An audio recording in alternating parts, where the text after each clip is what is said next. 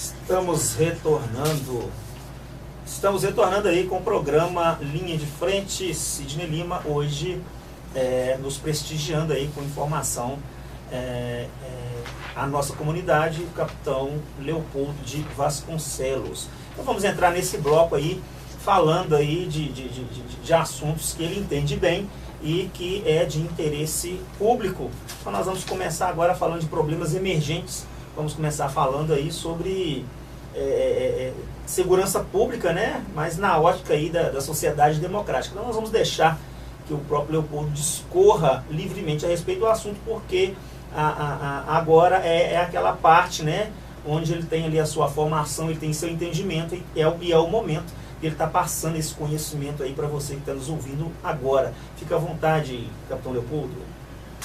Bom, com relação à segurança pública e a democracia que nós a gente vem no dia a dia, né, se adaptando a ela e amadurecendo e evoluindo na nossa democracia, a segurança pública ela visa, né, garantir a proteção dos direitos individuais e assegurar o pleno exercício da cidadania. Assim, ela passa a ser um pré-requisito ao exercício da liberdade de cada pessoa, de cada ser humano, o que traz em condição fundamental a edificação de novos paradigmas políticos, econômicos e sociais que privilegiem a qualidade de vida das pessoas. Então, a busca da sociedade, do cidadão, essa cobrança por segurança, e que as nossas instituições, tanto Polícia Civil, Polícia Federal, Polícia Militar, o próprio Bombeiro, Guarda Municipal, próprios agentes penitenciários, todas as pessoas ligadas à segurança, nós temos que ouvir e saber dos anseios da sociedade. Não fazer aquilo que as pessoas que fazem errado acham que aquilo pode e que não pode. Existe a lei exatamente criada pela própria sociedade, as leis e os órgãos de correção, exatamente para que se coloque limite no que eu quero, no que eu posso, que é uma aceitação da maioria da comunidade. Aí, nesse sentido, né, as instituições responsáveis pela segurança pública vêm tendo esse desafio de inibir, neutralizar e reprimir a prática de atos socialmente reprováveis, que são os crimes que vêm incomodando a todos nós, trazendo prejuízos em cada família, em cada cidadão. Aí, para isso, né, que os órgãos de segurança pública, para uma proteção coletiva e, por extensão, essa proteção dos bens e os serviços disponíveis da sociedade. Assim, obrigando as pessoas, né, e os órgãos responsáveis pela segurança pública estar sempre em um evoluído e gradativo estudo da administração da segurança pública. Para quê?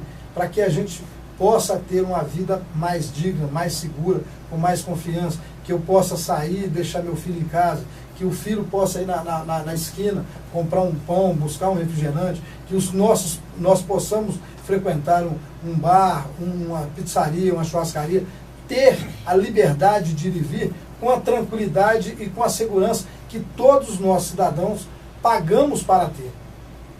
E finalizando, a segurança pública é um fenômeno social e, portanto, possui relação com outros fenômenos sociais, como a educação, a saúde, a infraestrutura urbana, entre outros.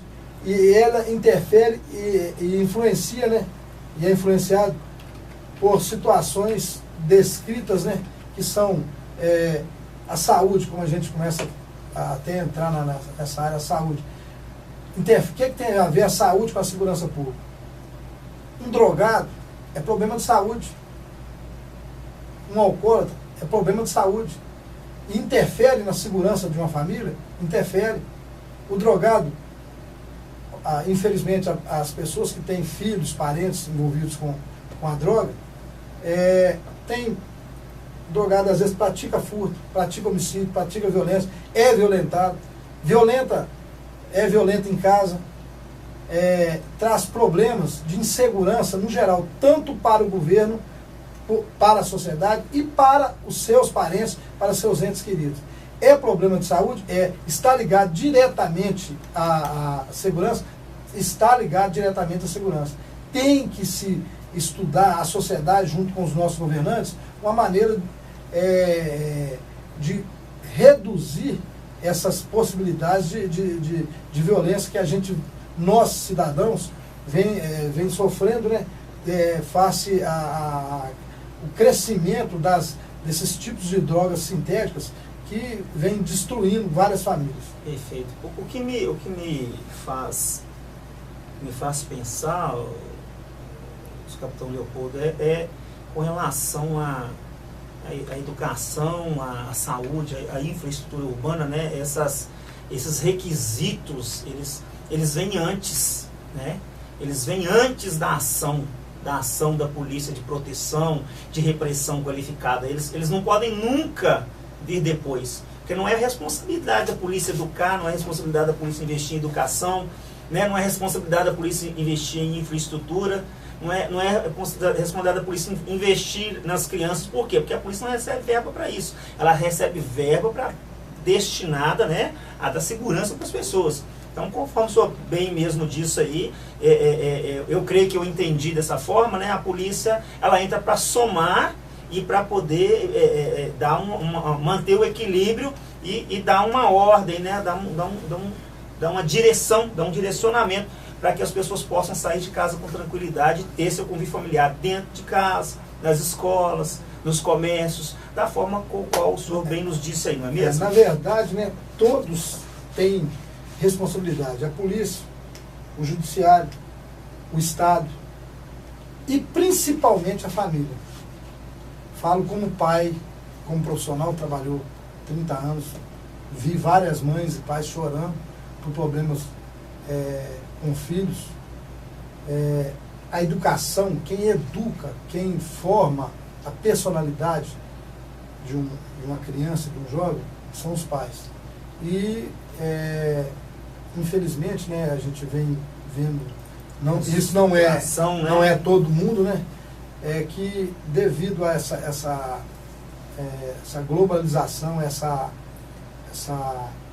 o capitalismo, né, as pessoas, o pai e a mãe têm que sair de casa para trabalhar, porque antes a família tradicional, o pai saía para trabalhar, a mãe ficava em casa, na verdade a mãe educava o filho, o pai era o regulador, era o limite. Hoje o pai e a mãe saem para trabalhar e algumas pessoas, né, já estão atribuindo a responsabilidade da educação, da formação da criança para a escola. E a escola, ela não forma personalidade. Quem forma a personalidade do jovem é a família, a referência de família. Hoje, a gente vê que os pais querem que desovam, né? Alguns pais, não são todos, né? Eu queria que as pessoas entendessem o que a gente... exceção, né? Que os pais colocam os filhos na escola e atribuem ao professor e à escola que se vire com o meu filho.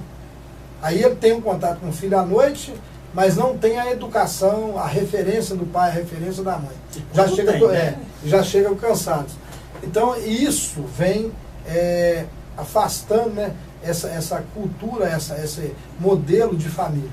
E vem prejudicando, em alguns casos, né, os filhos e os jovens que serão as pessoas responsáveis por conduzir o nosso país. Então, a gente fica... vou fazer até um comparativo aqui. Claro que a época que eu estudava era primário, hoje é ensino fundamental, não é a mesma de hoje. Aí vai um comentário pessoal.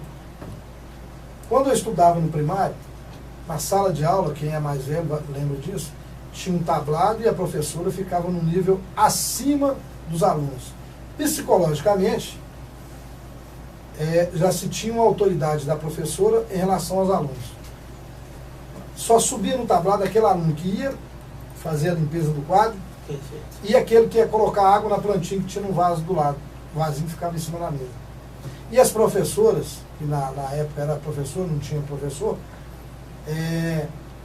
era chamada por senhora professora. E as professoras tinham um modo de assentar, não estou falando que hoje não seja respeitoso, mas sentava-se na cadeira atrás da carteira dela, da mesa dela. Hoje existem alguns profissionais que sentam em cima da carteira e esse tablado já não existe. Não quer dizer que tem que ser como na época em que eu estudei, mas igualou-se a figura do professor com a figura do aluno. E o entendimento errado que as pessoas têm do Conselho Tutelar, do Estatuto da Criança e do Adolescente, existem regras para as pessoas adultas e regras para as crianças e jovens também. Só que, infelizmente, hoje, as professoras e professores vêm passando ameaça. Por quê? Porque o filho, o aluno não tem o limite dentro de casa e não tem um limite na escola. E aí os profissionais também acabam se misturando. Isso vem prejudicando e muito, tanto para o profissional da área de educação, quanto para o jovem, que é o futuro do nosso país, que é o futuro de hoje. Então isso não são todos os casos, em alguns casos, o que eu estou falando aqui pode ter crítica, mas a gente, pela experiência no dia a dia, a gente vem observando isso. Essa igualdade foi colocada, e essa atribuição, repasse de responsabilidade, veio prejudicando na formação do nosso jovem. Aí depois dos 20 e poucos anos, é que ele começa a ter maturidade. Isso, às vezes alguns conseguem chegar e se acertar, outros se perdem no meio do caminho. Então a gente deixa um recado, né? E uma sugestão, até para os governantes, se tiver algum político ouvindo, como eu já conheço alguns países da Europa, do próprio Estados Unidos, a escola, lá a escola é em tempo integral, alguns países. Isso tira o jovem da rua, aquele que a família é pobre, que o pai e a mãe tem a necessidade de sair para trabalhar, para dar o sustento e tentar dar uma qualidade de vida melhor para seu filho. As escolas têm a parte de ensino e educação e a parte de lazer, parte de aprendizado. Isso auxilia os pais e o próprio Estado. E, a meu ver, quem ganha com isso? O próprio Estado. Se uma criança, um jovem, um adolescente, está na escola de manhã e de tarde, aprendendo o que deve ser feito, são menos. Se pegar uma escola, vamos dar aqui em Neves, se tem escola no tempo integral, se tiver 200 crianças estudando, são menos, em torno de 100 a 150 menores, que vão deixar de se perder no dia a dia e vão, alguns deles, cometerem delitos e até morrerem.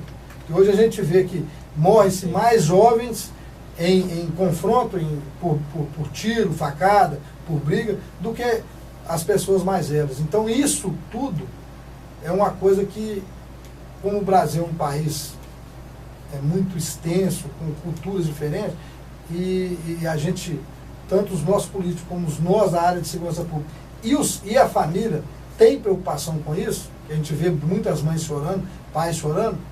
Por que não se pensar, não aparecer um político e um prefeito, aí vai até um recado, um projeto de Neves, piloto, um projeto né? piloto, tenta fazer isso com uma escola, em uma determinada região, ver se não vai reduzir o número de crimes violentos, crimes envolvidos com droga, com furto e até homicídio. Então fica aí a sugestão, né? Aí, para finalizar, né? Uhum. A educação é um recurso para a solução de vários problemas. Pois um jovem culto é menos um jovem perdido nas aventuras do mundo. Então fica aí, né, a sugestão, né, dada pelo nosso entrevistado de hoje.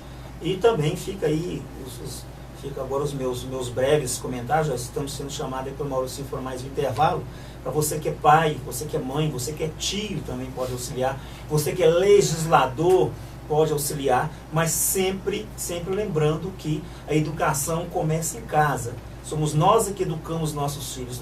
Não é a escola, não é a polícia e nem os políticos. Quem educa os filhos são os pais. Então, vamos prestar atenção aí, tomar conta do seu filho e para com que ele, quando ele sair para as portas do mundo, ele saia protegido aí já com a sua personalidade e sabendo lidar com as dificuldades do mundo. E que também nossos legisladores possam ter ouvido essas palavras sábias, né? Horário integral, criança estudando, menos adolescente para dar problema no futuro. Estamos sendo chamados aí para mais um intervalo. Voltamos daqui a pouquinho. Eu, Sidney Lima, entrevistado de hoje, Capitão Leopoldo de Vasconcelos.